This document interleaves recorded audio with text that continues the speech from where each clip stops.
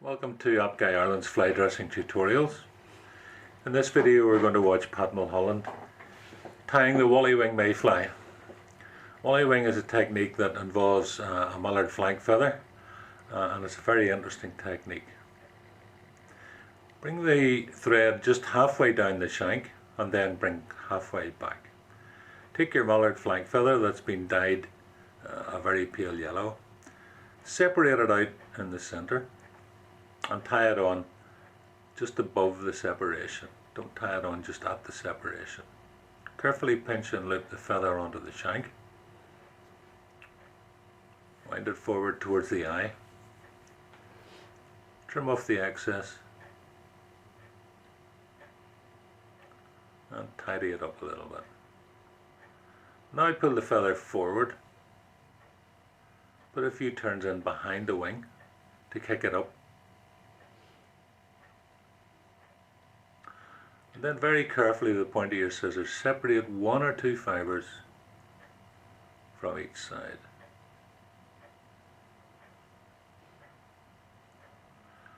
Now very carefully peel those fibres down towards the shank of the hook and you'll see that it forms the mayfly wing. Repeat the process on the opposite side. Trim off the fibres that you've carefully peeled off. Pull your wings forward, cock them up with a couple more turns of thread, and when you're happy with that, put a figure of 8 in between the wings to separate them. Another turn in behind to make sure they're nicely perked up, and then proceed to wind the remainder of the stalk right down towards the bend of the hook.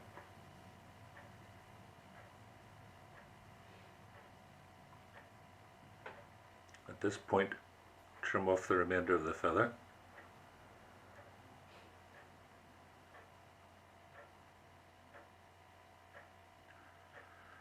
Take some cocked pheasant centre tail fibres for the tail.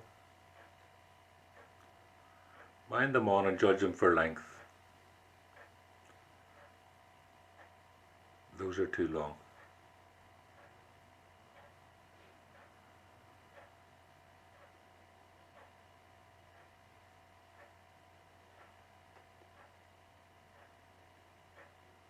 Once again, 3 fibres. Carefully located at the rear of the hook. Separate the 3 fibres because the natural mayfly has 3 fibres at 3 tails at the rear. Now for the rib, in this case Pat's using copper wire. And then for the body, we're going to use goose byatt. This is a natural creamy colour to represent the body of the insect. Return your thread to a point just behind the wings. Leave some space because there's a hackle to go in there.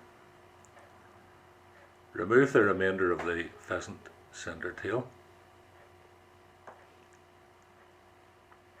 And with your hackle pliers, clip onto the goose byatt. You'll notice that the leading edge of the goose byatt has some feather fibre on it, and this will represent the natural segmentation of the insect's body. It's a slippy material and it will from time to time come off.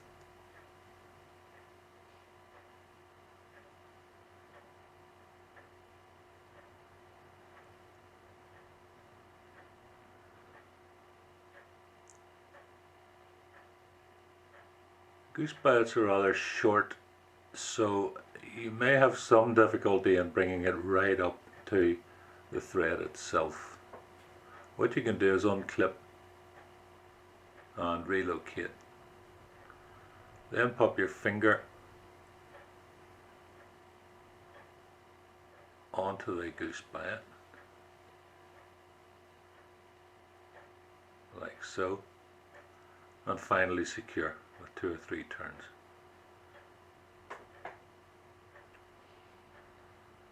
Remove the waste and then proceed to rib. Always rib in the opposite direction to which the body has been tied in. This is for added strength.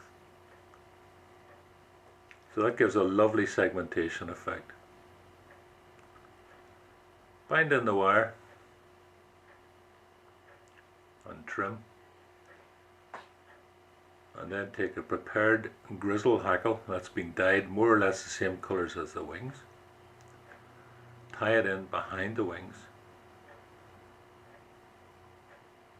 Wind your thread around the wings and up towards the eye of the hook.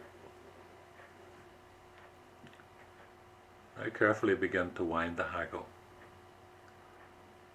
3 or 4 turns behind the wings, then bring it in front, and 3 or 4 turns in front of the wings. Carefully tie it off.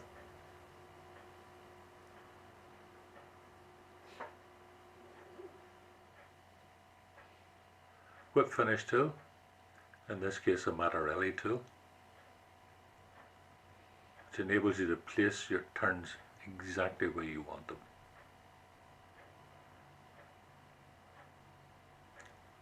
Remove your thread, tidy up any stray hackle fibres,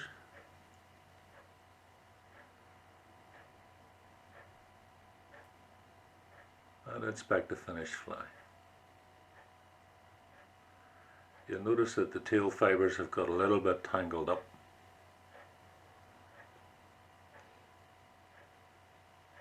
But it's easy to separate these out with a dubbing needle or a pair of scissors.